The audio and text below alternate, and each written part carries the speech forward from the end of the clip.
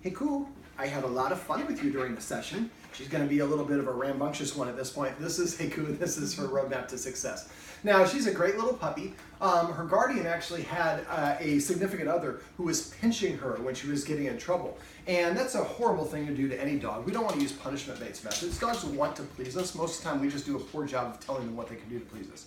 The guardian made a very good decision. That boy is gone, and now it's just the two girls, and they're having a much better time for it. Now, it's important for puppies for us to help them develop good habits and behavior. It's important to remember that anything your dog is doing when you pet it is what you're specifically rewarding it for. So if your dog jumps up on you and you pet it, like right here, Haku, Haku, come here. Yes, and I pet her when she did that, I would be petting her and saying that I like it when you jump up on me. Actually, when you jump up on me, that's the way to get me to ask you. Careful your finger. There you go, perfect. We had a finger going in there. And so instead what I did is in the video, one of the videos above, I taught the guardian how to teach the dog to sit, stand up, and lay down.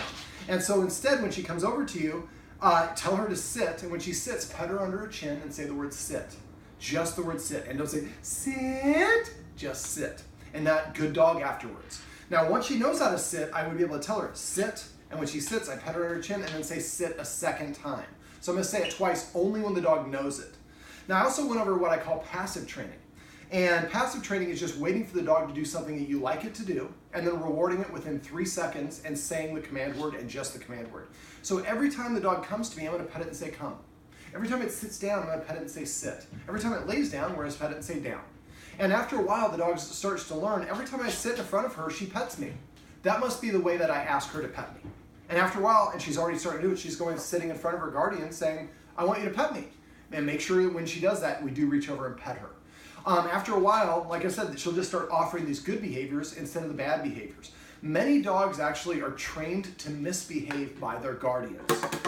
The dog takes this and then runs around the room, and I chase the dog to try to get this. Well, that's a great, for dogs, attention itself is validating. They don't care if I'm angry with them or happy with them. They just want me to chase them or pay attention to them. So if misbehaving gets my attention and sitting is ignored, the dog's going to ignore sitting and she's going to do mischievous things. So by petting with a purpose and passive training, petting with a purpose, the dog jumps up, I tell the dog to sit. When it sits, I pet it on its chin and say the word sit. Passive training is waiting for the dog to do the thing on its own. Now, let's talk about water bottles since I have it in front of me. I have a lot of people that give puppies water bottles because it's empty. I'm not going to use it anymore.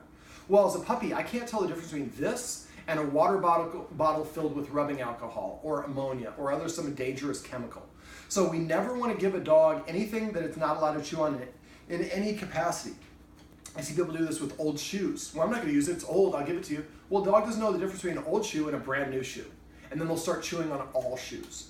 So don't give your dog access to anything to chew on that you don't want them to chew on. Now, the guardian has a bedroom back here that is a little bit busy, let's just say. There's a lot of stuff in it. Puppies love to explore, and they explore with their mouth. So I would highly recommend the guardian set up a puppy playpen. I'm hopefully going to have it linked above this, where we can actually have a safe place we put the puppy in so it doesn't have access to shoes and clothes and furniture to chew on when the guardians leave for the day. And so dogs get into habits, and so if I constantly am chewing on socks, the socks smell like my guardian, so I like that sock, and I'm going to continue chewing it. Now the dog's going to develop a bad habit of chewing socks. But if we put that puppy playroom in there, and then fill the puppy playroom with all sorts of great toys, antlers, nylabones, squeaky toys, ropes, balls, all sorts of, water buffalo tusks, bully sticks, all sorts of that stuff, that's what your dog gets practiced chewing on. And for my dog, when it was 5 months old, I could leave it out in the living room with not being there, and it doesn't chew on anything inappropriate because it didn't get into a habit of doing that. I worry a little bit because with the guardian right now, when she was in school, she was leaving for a long period of time, longer than several hours, and the dog was chewing a lot and destroying a lot of things. Now, it's good for the dog to be in by itself because it actually helps practice being alone, which will help a dog avoid separation anxiety, which is a problem that a lot of dogs have. But setting up a puppy playroom can make sure it's safe. I know dogs that have eaten electric blankets and had to have surgery to remove the blanket. Or a dog whose name was ironically Penny, who ate a penny. It sat in her stomach, dissolved, and killed her from zinc poisoning. So puppies don't know any better. So one of the things I recommend the guardian do, sit, passive training, she has sat on her own, is to get a kennel. Now I should have a video above this or a link in the text that goes over puppy kennel training. So basically you want to make it a positive experience. You never want to put the dog in the kennel as a punishment because then it doesn't want to go in the kennel because that's like jail. So what I do is, I'll explain this real quickly now, but it'll be in the video. I take a treat and I throw the treat in the kennel. Now I like using fun command words. So as the guardian teaches the dog different commands, I want her, yes, you can say down. And the guardian said down, that's what we practice. But I would prefer that you use funny words. Now the guardian in this house is multilingual, and she may be moving back to her native country, and so she may want to actually teach the dog a hybrid of some of those commands in native tongue, some of them in English, and that way the dog be a little bit more engendering, because I mean we're in her ethnic community here in Los Angeles, but also when she goes back home, it's going to be around. So if people hear the dog getting English commands, it's not bad, but if they hear words that they understand, they can be a little bit more, resonate with them a little bit deeper. And because dogs can read human facial expression, it's important that we use funny, it's not important, but I find it's very helpful to use funny command words. So maybe you use a word in the native language for slang for laying down. So in English we would say crash would mean lay down, or chill could mean lay down. It's not quite exactly the same definition, but it's kind of funny when if I say crash, my dog flops down, people smile and laugh, and my dog feels happy that it made people happy. So because dogs can read human facial expressions, giving her funny command words can really help. Now, let me see. Passive training and petting with a purpose are the two easiest things that anybody can do to train your dog. If you get in the habit of doing those two things, every time you pet your dog, it becomes a mini training session. Now, let me see. Careful, your nail might be drifting down in there again. Yes, it happens a lot. Now, she being a puppy, I went over in one of the videos above about the benefits of feeding a dog out of a puppy play toy. I'd like the guardian to do that until she's about 5 or 6 months old, and she might have to get a bigger one. And they have other ones as well, different shapes and sizes. So the dog, it helps them with the problem solving. I'd also like to see the guardian, she's doing a great job of feeding the dog 3 times a day. Most people only feed the dog once or twice. But the guardian was feeding the biggest meal for dinner and the smallest meal for breakfast. We'd like it to be inverted. The biggest meal for breakfast, the smallest meal for dinner, because dogs use food as fuel. Now, I also use some high-value training treats. These are the treats that I use. These are called Tricky Trainers. I'm going to leave this bag here with the guardian. The reason these work so well is they have no preservatives. So, and you can see she's very interested now. So if I leave the bag open like this and just leave it on the counter, they will be hard as rocks in about 20 minutes. These are nice and soft, and they have a great scent, as you can see, because they have no preservatives in them. So, because they have no preservatives, if you leave the bag open, they'll get hard really quick. Or if you zip it shut, like this with air in the bag, they'll get hard. So what I do is, yes, I know, I can't give you one right now because that would be rewarding you for jumping up. So I'm just not petting. So what I do is I fold it over, burp all the air out of it, and then I zip it shut, and then it'll last a lot longer. See, I almost did it again. Now, when you're petting a dog, I will pet the dog here just for the demonstration purposes. Come here, sweetheart. So if I pat a dog on top of the head, dogs, you see how she's kind of ducking away? If somebody put a giant hand over my head, I'd kind of cower down too. So we always want to prefer to pet a dog under the chin, because when a dog feels good about itself, its nose is parallel to the ground or tilted up. You've probably seen your dog walk around the house with a shoe or something not allowed to have, and they're like, look at me, I'm pretty cool. So if a dog does what I want, like right now, let's see if we can get her to sit. Sit. I want to pet her under her chin so she knows that I really liked what she just did, and I want her to feel proud about what we just did. Now remember, only say the command word once, and don't say good dog or go do that, or go potty or go make a poo-poo. The more words we use, the harder it is for dogs to understand. So instead, I like the guardian when she sits, pet her and just say sit for passive training. If I tell her to sit and say sit, then I would say sit a second time when I petted her. And that's it, no extra words. And right now let's say I was petting her. Let's see if we can achieve this. I don't like to shove the dog off. So I'm petting the dog, and then let's see if she does it. So if I'm petting her and then she kind of jumps up on me, well, she's not doing it now, but normally if you're petting a dog and then it jumps up on you and you stop petting it, sit, passive training. She's a smarty. She did not know how to sit 2 hours ago. Now she's offering that because that's a great way to get humans' attention. So if she jumps up and I'm petting her and then she jumps up on me and I immediately stop petting her, that's a way of saying I don't like you jumping up on me. As soon as you jump up, the petting stops. What she's doing when I'm petting her and she jumps up, she's like, I love that so much. Let me get closer to you, make it easy for you to pet me. I can pet you fine at this distance. I don't need you to jump up on me. But it's a bad habit that while she's super duper cute at this size, it won't be so cute when she jumps up at this size. And also being a Husky, she's going to be a big dog. People are often intimidated by bigger dogs, and we don't want her to be that way. We want her to be very friendly. Now, because she's so young, I cannot stress this enough to have the guardian get her in puppy class as soon as humanly possible. The guardian was a little bit concerned about her vaccinations. Now what I do is I just get hand sanitizer, and I usually have it clipped to my belt, or if you have a treat dispensing pouch like this, they usually have a little clip you can clip it to. So when I'm out and about with my dog, you shouldn't take your dog to a dog park or a pet store, places where other dogs have been. Because other dogs might have been walked across parvo or some other disease that she does not have immunity to, that doesn't bother the adult dog because it has immunity. Excuse me. So what we do instead is have that hand sanitizer. Sit. Every time that she walks somewhere that I'm not sure of, I put a little dab of the hand sanitizer in my palm, take one of her paws, dip it in there, and then I work it in, all the digits, and then I do that with each one of her paws. That way we help her keep her safe, but the socialization experience is crucially important, especially at this age. It's important to socialize a puppy up until 9 months. But until she gets her shots, we can't get around a lot of other dogs because we don't know if they're immunized or not. So puppy class is great if it does what we do in our puppy classes. I teach one in the Midwest, I don't teach one here in LA. In the Midwest, what we do is we actually have half of each class is puppy playtime. We call it socialization time.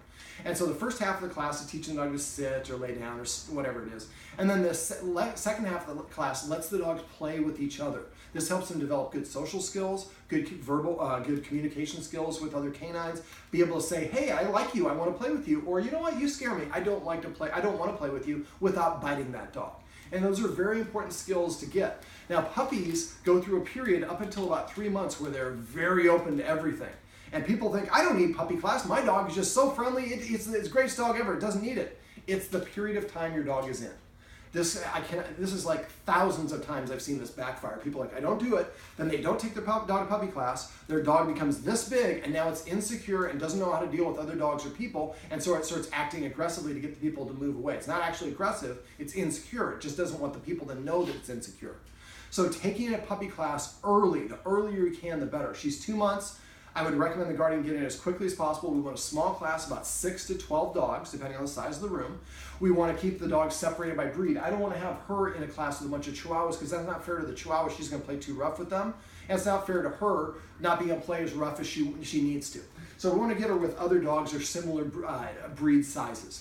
And it should need anywhere from 4 to 8 weeks, some are a little bit longer. I am not a fan of board and train where you send your dog away and they train it for you, because most of those people do a lot of force and punishment based methods, and puppies, really you shouldn't use it for any dog. I'm force free, but puppies especially. It's just the puppies want to please you. Usually they just don't know how. That's why passive training is so helpful. If every time the dog comes to me, like she's about to do right now, so page down, go down to her, sit.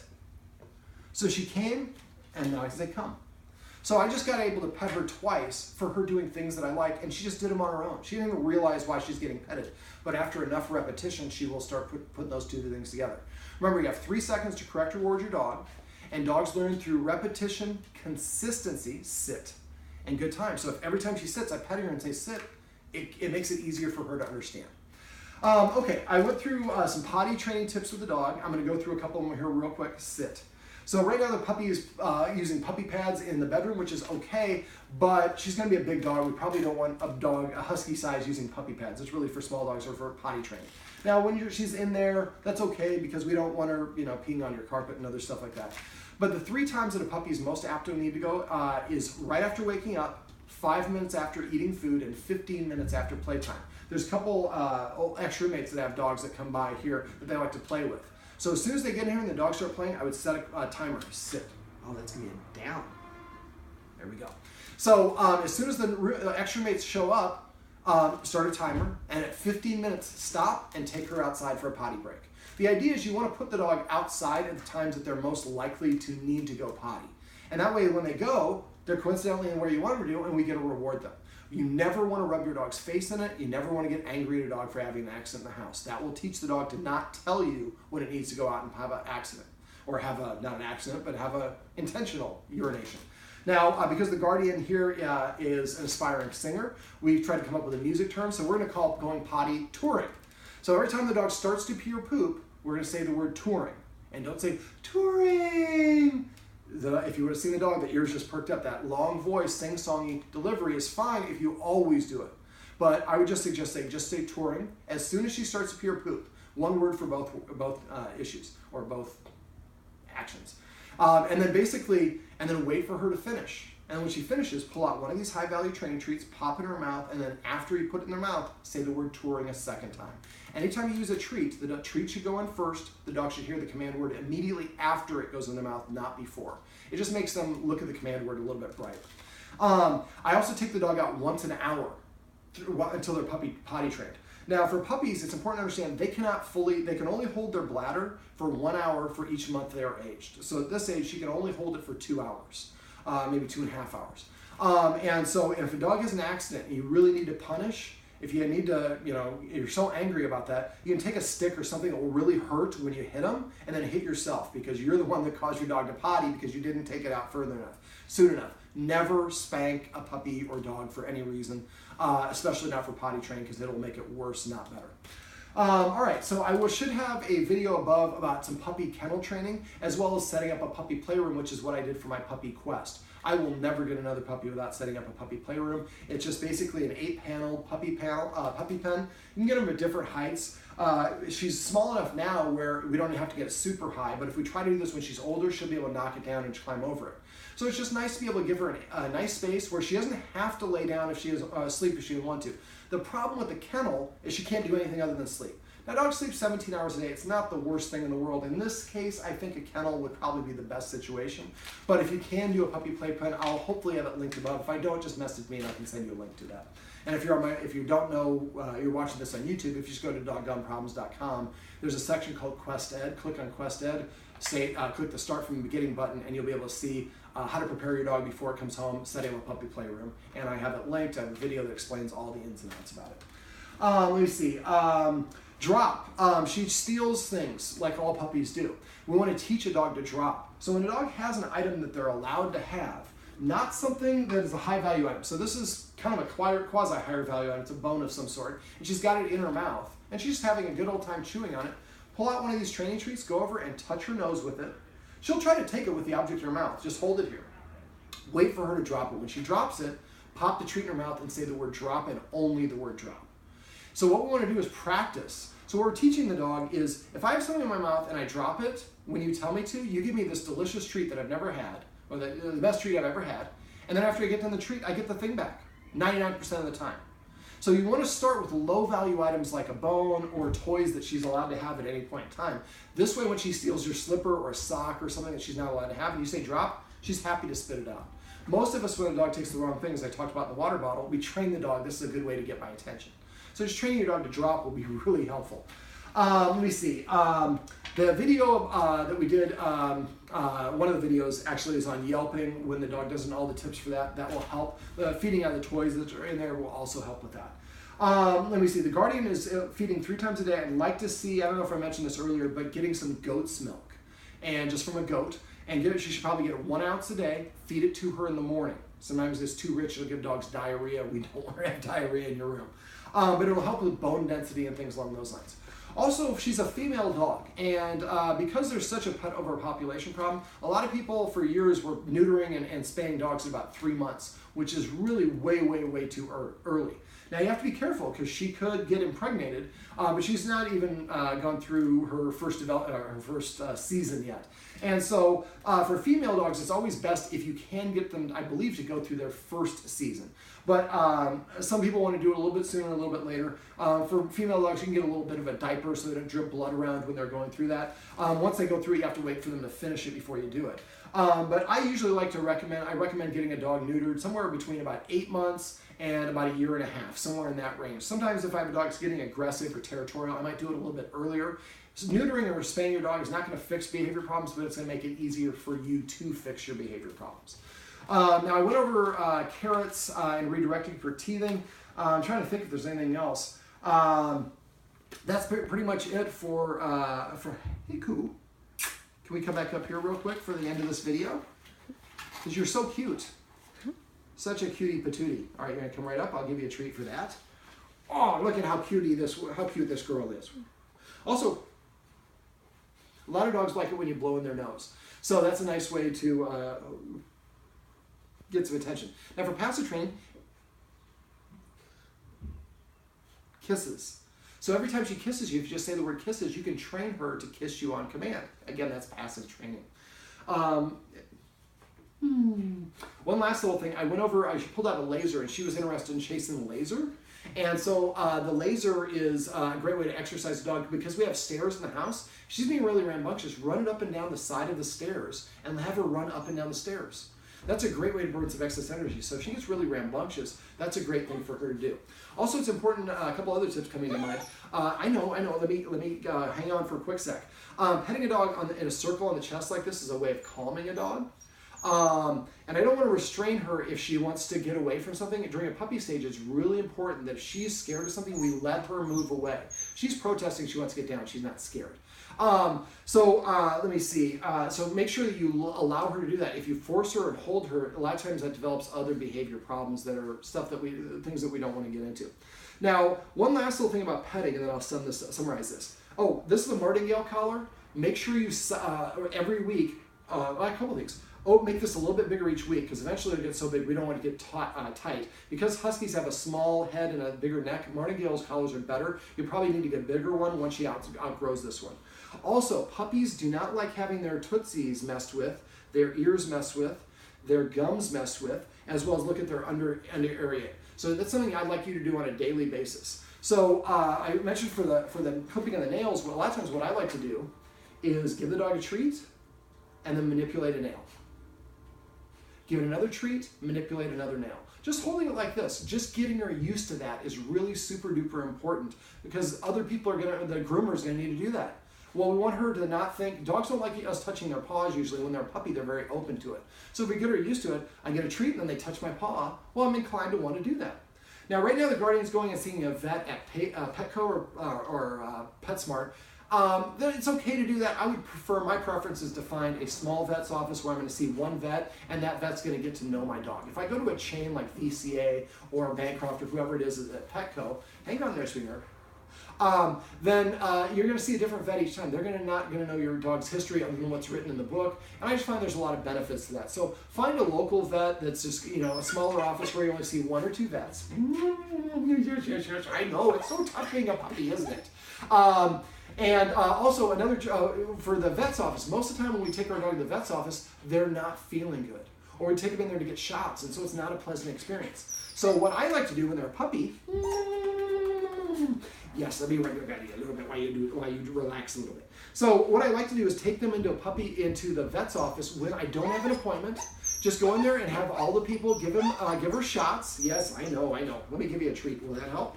Now be careful when you go to a vet's office because other dogs that have done a shot for parvo or lepto or something like that might have walked in there. So your dog shouldn't, if the vets maybe just have you hold the dog and have them give her treats so that she meets a lot of the vet office and has a positive, every time I go in there, ooh, that hurt. Every time that I go in there, I get treats. So the first 2 or 3 times I go to my vet's office, it's a good positive experience. Then when they start looking at my butt and other things, I'm okay doing that because I've already gotten to know them. Now, for a puppy, we want a puppy to meet, the rule of thumb is you want a puppy to meet about 100 people by the time they turn 3 months. So carry around these high-value treats. And a lot of times we do what we call air walking. When a dog doesn't have immunization, we carry it in places we're not sure of. And again, just carry that hand sanitizer, wipe her paws down just as a precaution if you're curious or if you're concerned. Now, once she's got all her shots, we want her to meet as many puppies in a good experience as possible. So if you're a puppy class, if you like it, a lot of times they have other classes you can keep on your dog going to. We want to build up as many positive experiences with other dogs so they develop good social skills and they're good and confident and they're not aggressive because of their insecurities. So what I would do is take a ton of treats. So when you're carrying her, just people like, what a cute puppy. You're like, oh, would you mind helping me? Can you give her a treat? I would love to give your puppy a treat. And your puppy starts to associate. When people that we don't know approach, they give us treats. So not anybody to growl at or to be aggressive or insecure about. We should actually wag our tail and be happy and maybe sit. So what I like to do is make my dog sit and then I have the person give them a treat. So now the dog learns if I go sit in front of other humans, that's a great way to get attention. Yes, I know you want this treat. All right, well, this is Haku, and this is her roadmap to success. Remember, everything you do trains your dog or your puppy, only sometimes you mean it. See ya.